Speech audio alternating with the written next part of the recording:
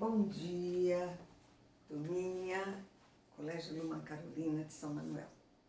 Tudo bem? Vamos hoje para as nossas duas últimas aulas do conteúdo do terceiro ano. Nossa, que coisa boa nós cumprirmos, né? Dentro de um contexto tão desfavorável, nós conseguimos cumprir toda a programação referente ao terceiro ano do ensino médio, tá? Então, vocês podem ter certeza de que vocês estarão prontos para fazer o vestibular naquilo que se refere aos conteúdos de gramática e de interpretação de texto, tá? Então, as aulas de hoje são 59, 57 e 58, revendo processos de formação das palavras. Então, nós vivemos num mundo tão acelerado, tantas coisas são criadas pela tecnologia, pela comunicação, pela informática, por esse mundo todo que nós vivemos, que temos que dar nome a tudo que surge. E aí, então, nós vamos ver que existem processos que nos levam a formar novas palavras para que as coisas que vão surgindo, que vão sendo criadas, possam ser nomeadas. É isso que nós chamamos de processos de formação de palavras. Então, muito constantemente surgem novas palavras. Do mesmo modo que outras, vamos dizer assim, entre aspas, morrem por falta de utilização. Ninguém mais fala, ninguém mais emprega. Então, essas palavras vão sendo descartadas na história da evolução linguística, no nosso caso da língua portuguesa. Vocês percebem a diferença entre um texto lá da idade, vamos dizer assim, do classicismo, ou mesmo anterior, os textos, as cantigas, como é diferente, como são diferentes as palavras que compõem aqueles textos. Então, algumas delas nós nem reconhecemos, tanto que o vestibular coloca, muitas vezes, um pequeno vocabulário lá para que o entendimento do texto seja possível. Então, a parte que estuda essa evolução da palavra na gramática se chama gramática histórica, tá? Então, nós vamos ter aí toda a evolução das palavras no decorrer dos anos, dos séculos, né? E assim por diante. Português vem de Roma, romano, né? Então, anterior a Cristo já se falava o latim, que era a língua utilizada pelos romanos, e do latim se formou a língua portuguesa, junto com a francesa, junto com o italiano, junto com o espanhol e junto com o romeno. Então, no nosso caso aqui especificamente, muitas palavras vieram do latim e outras vieram do grego, no período em que a Roma dominou a Grécia e agregou parte da sua cultura, tá certo? Então, nos dias atuais, muitas coisas são novas e muitas coisas são deixadas de lado. A língua é um organismo vivo que está em constante mudança, em constante evolução, tá? Então, dentro dos processos, o grande processo, o maior processo de formação de palavras é exatamente o processo da derivação. O que ele quer dizer?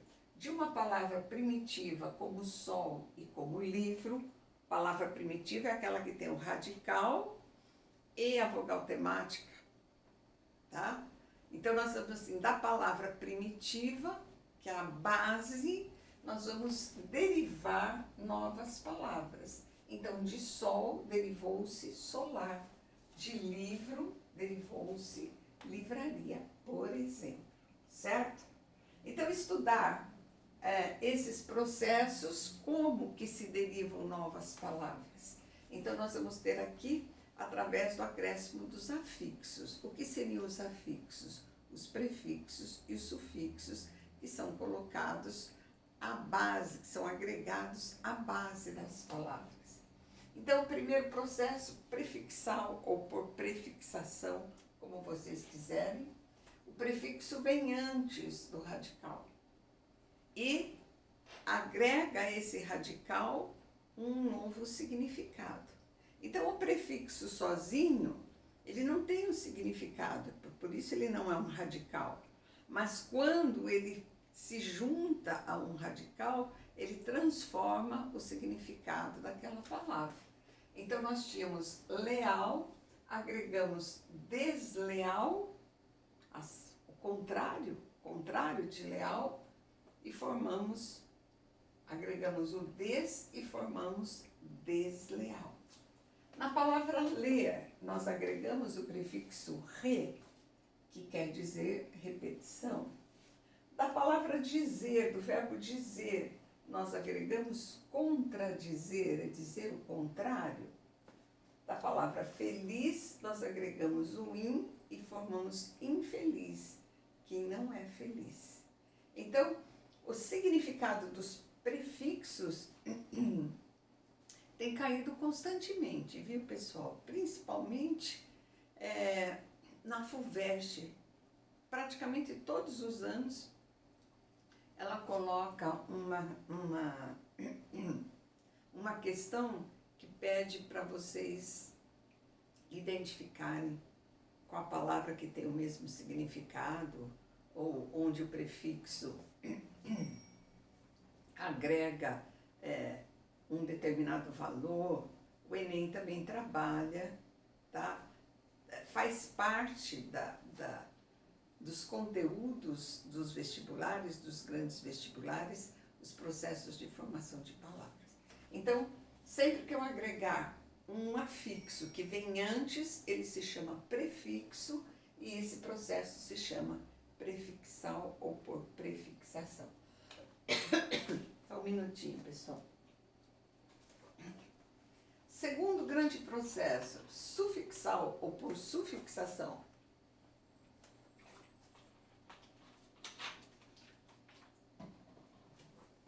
Então, aqui nós vamos agregar depois do radical. Então, eu tinha a palavra leal e eu formei o substantivo lealdade. Eu tinha a palavra feliz e eu formei o advérbio felizmente.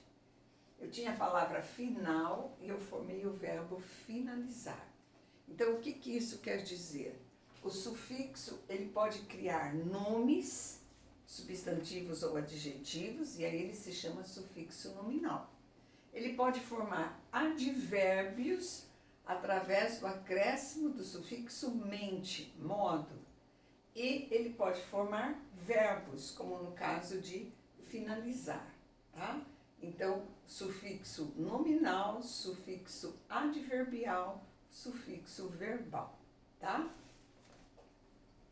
Às vezes nós podemos pegar os dois, o prefixo e o sufixo. E aí nós vamos ter a base recebendo um afixo antes e um afixo depois. Prefixo, radical, sufixo. Então, da palavra feliz, nós formamos infelizmente, de um modo não feliz. Então, acrescentei aqui e acrescentei aqui. Do adjetivo leal, nós formamos o substantivo deslealdade. Um elemento antes, um elemento depois. Tá certo? Então, quando nós acrescentamos o prefixo e o sufixo, esse processo se chama derivação por prefixo ou por sufixo e derivação prefixal ou sufixal. Eu falo que numa prova dissertativa, tanto faz a forma como vocês nomeiam o processo. Na questão objetiva, ele já vai estar inserido na questão, tá? E aí nós temos também a parassíntese, ou derivação parassintética, que também agrega prefixo e sufixo Manhã, nós formamos amanhecer. Triste, nós formamos entristecer. Pobre, nós formamos empobrecer. Aí vocês perguntariam qual a diferença entre os dois. No caso da prefixal e sufixal, a palavra existe só com o prefixo. Por exemplo, feliz. Eu tenho a palavra infeliz. Se eu tirar o sufixo mente, ela sobrevive. Se eu tirar o prefixo in, fica felizmente.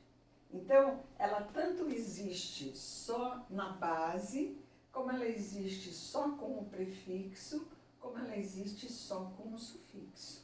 Tá certo? Então, a colocação pode acontecer num momento só prefixo, no outro momento só sufixo e os dois juntos. Mesma coisa com leal. Existe desleal, como existe lealdade. Então, se eu tirar um dos dois, a palavra sobrevive. Já na parassíntese, os dois são agregados ao mesmo tempo. Se eu tirar um deles, a palavra não sobrevive.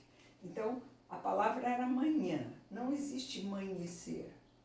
Não existe amanhã. Não existe tristecer. Não existe entriste. Não existe pobrecer. Não existe empobre. Então, na parassintética, a colocação do prefixo e do sufixo tem que acontecer ao mesmo tempo. Certo, pessoal? Então, na dúvida, é só vocês tirarem um. Tira o prefixo e vê se a palavra sobrevive. Tira o sufixo e veja se a palavra sobrevive. Se ela sobreviver, a gente tem o prefixo e sufixo. Se ela não sobreviver, a gente tem a parassíntese. A parassintética geralmente é um verbo que sugere transformação. Ficou manhã, amanhecer. Ficou tarde, entardecer. Ficou noite, anoitecer. Ficou pobre, empobrecer. Ficou pálido, empalidecer. Ficou triste, entristecer. Então, é um verbo que traz uma transformação de estado. Tá certo? Estes quadros, prefixal, sufixal e parassintética, acontecem pelo acréscimo de afixos, antes ou depois do radical. Já a regressiva ou deverbal não acrescenta nada, pelo contrário, subtrai. Subtrai elementos e não acréscimo dos afixos, por exemplo. Então, ela é um processo diferente, porque normalmente a derivada ela fica maior que a primitiva, por quê? Porque nós agregamos prefixos e sufixos. Na deverbal ou regressiva, é o contrário, ela encolhe, por isso que ela se chama, ela regride. Alguns gramáticos chamam de deverbal porque ela sempre se origina num verbo. Vamos formar um substantivo abstrato a partir de um verbo. Então, por exemplo, vender, nós formamos a palavra derivada a venda. Combater, nós formamos o substantivo o combate. Trabalhar, eu formo o substantivo trabalho. Vejam, sempre um substantivo abstrato, que vem de uma forma verbal, transformando o verbo num substantivo. O trabalho, o estudo, a venda, o nado e assim por diante, tá? Já diversas vezes a FUVEST colocou esse processo, tá? Às vezes, o vestibular explica, derivação regressiva é aquela que se forma a partir de um verbo, tá? E às vezes não. Qual é o processo? Qual é a palavra que segue o mesmo processo? Às vezes eles nem falam em nomenclatura. qual é a palavra que segue o mesmo com o processo. Então, se estivesse lá, por exemplo, a venda e depois, em outra alternativa, combate, venda veio de vender, combate veio de combater. Eu me lembro que uma vez caiu o nado, que veio de nadar, tá? Então, da forma verbal, derivam-se substantivos abstratos, nunca concretos, tá certo? Então, atenção, que é isso que nós vamos explicar agora, a diferença entre venda, que veio de vender, por exemplo, e flor, que veio da florescer. Então, são processos diferentes. Então, vou trocar a lousa agora para nós darmos continuidade, tá?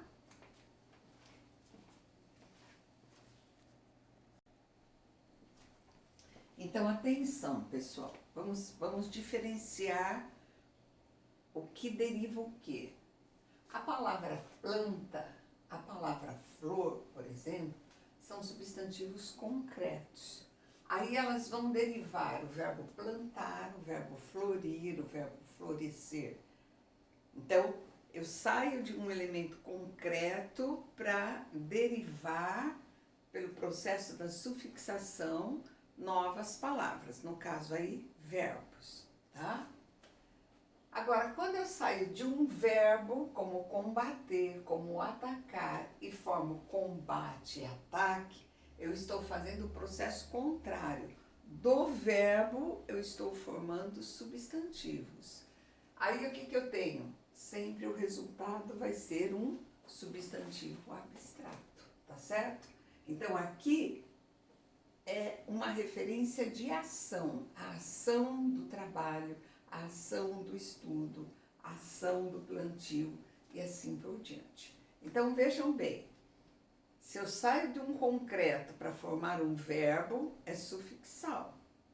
Se eu saio de um verbo para formar um substantivo abstrato, aí então é derivação regressiva ou deverbal, tá ok? Geralmente aqui é um objeto ou substância, e aqui vai ser um verbo, por isso que ela se chama também de verbal, é um verbo que vai ser traduzido num substantivo abstrato que denota ação, tá? E o último processo da derivação, a derivação imprópria, que é uma que cai bastante também. Por quê? Porque eu não mexo na palavra, eu mexo na sua função. E para o aluno reconhecer que existiu a derivação imprópria, ele tem que conhecer classes de palavras. Saber que um verbo foi substantivado. Saber que um adjetivo foi adverbializado. Saber que, vamos dizer assim, um pronome foi substantivado. Então, não importa qual foi a mudança. Alterou a classe gramatical, é a derivação imprópria, tá? Muda a classe gramatical sem qualquer alteração em sua forma. Ela vai estar igualzinha, a palavra é idêntica, mas a sua função morfológica vai modificar-se. Vamos jantar às 7, é um verbo. O jantar será às 7, é um substantivo.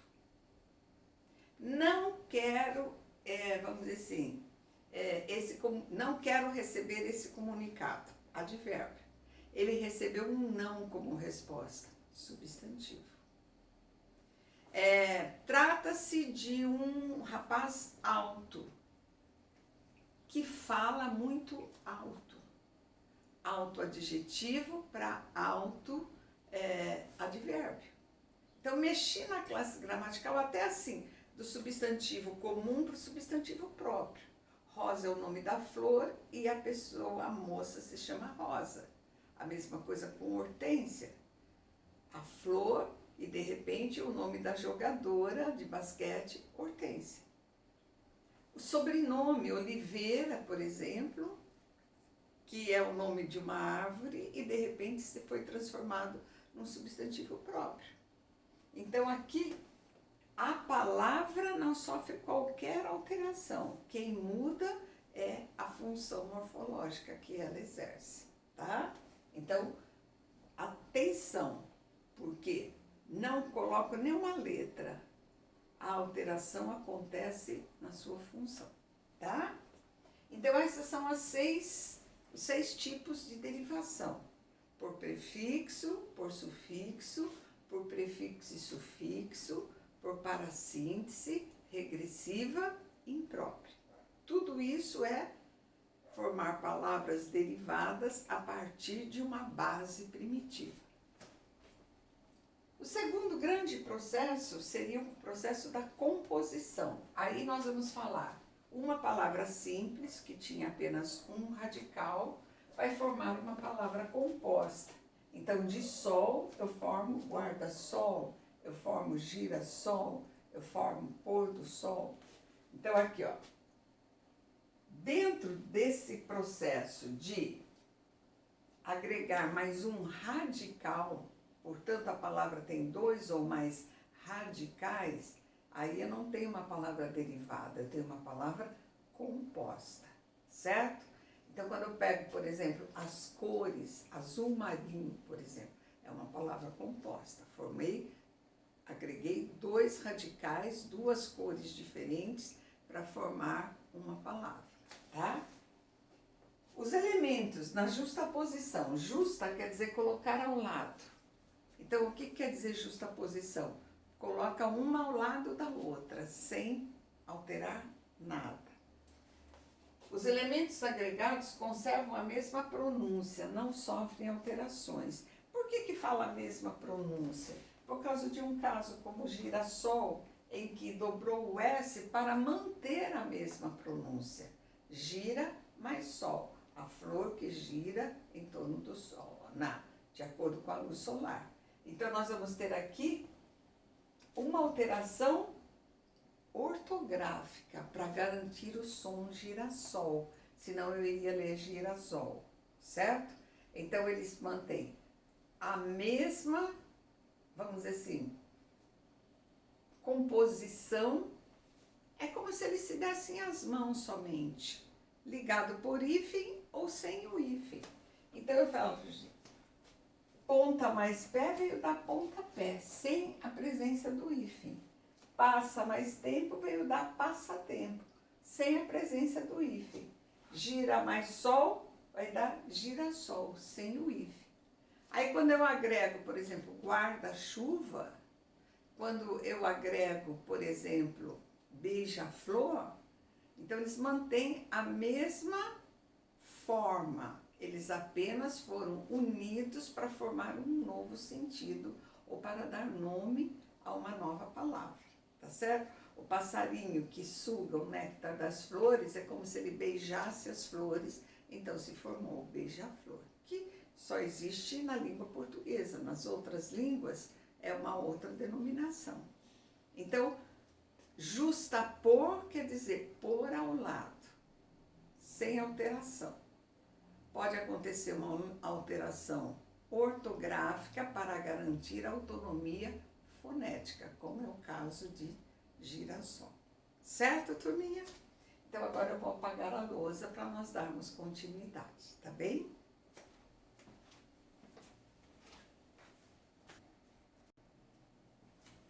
Então, para fecharmos, a composição por aglutinação é aquela que agrega dois ou mais elementos, porém, mesmo que um só deles sofre alguma alteração, uma letra que seja, uma vogal que seja, já não foi justaposto, já não foi só colocado ao lado, não, houve uma fusão, e nessa fusão, de repente, alguma letra acabou sendo subtraída.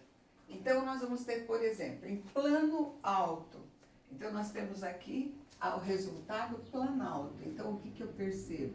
Esse O que estava aqui saiu fora. Se fosse justaposição, seria plano alto. Quando virou planalto, omitiu-se uma letra. Aí, então, eu tenho aglutinação. Aglutinar quer dizer misturar, fundir. Então, aqui no caso, as palavras se fundem com algum prejuízo, com alguma letra sendo sacrificada. A palavra pedra com a palavra óleo veio da petróleo. Olha a mudança aqui, ó. porque ela mantém o radical latino, petra, pedra, tá? A palavra pernalta, se fosse justaposição, ia ficar perna alta. Então, um dos as foi sacrificado. Então, uma letra que seja, já é o processo da aglutinação. Então, em algumas palavras, ele é mais visível, como, por exemplo, embora, que agregou em boa hora. Ir embora, ir em boa hora, tá? Não é o embora concessivo. Ir embora, sair. Agregou 3 elementos, em boa hora e na palavra embora.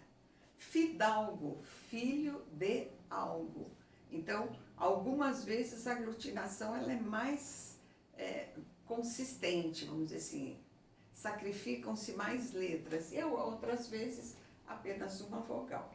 Mas aconteceu qualquer alteração, eles não estão justapostos, eles estão fundidos, aglutinados, tá? O terceiro processo seria o processo da redução ou abreviação. O que é isso?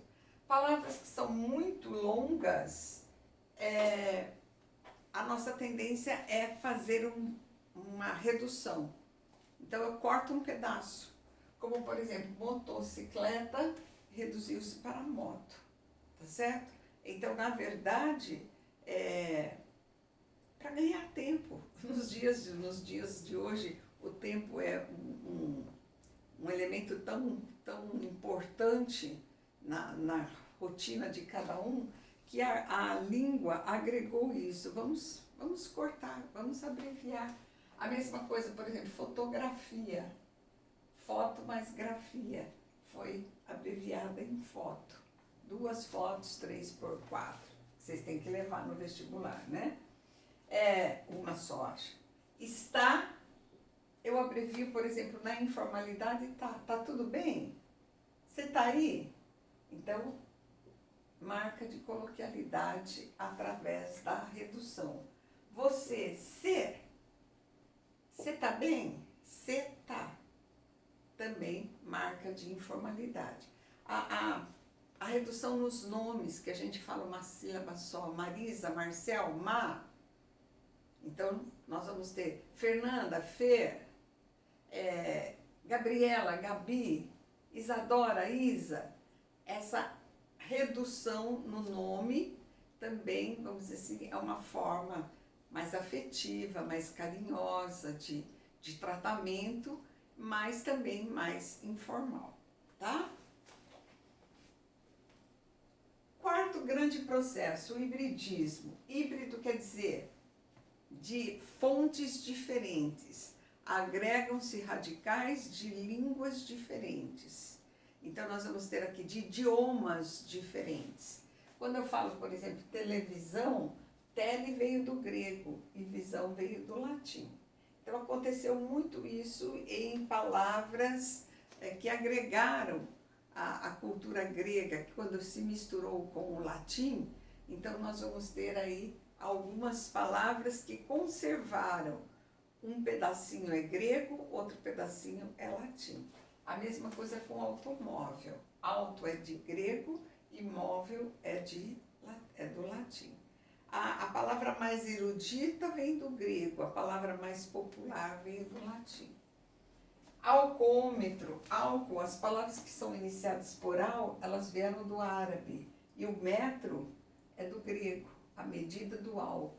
Então, nós vamos ter aí o hibridismo. Sambódromo, samba veio lá da origem africana e dromo veio do grego.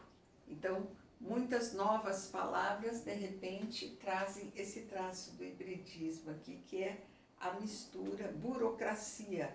Burô veio do francês e cracia veio do grego. Então, muitas palavras trazem essa marca de origens diferentes, tá? Atenção, para finalizarmos.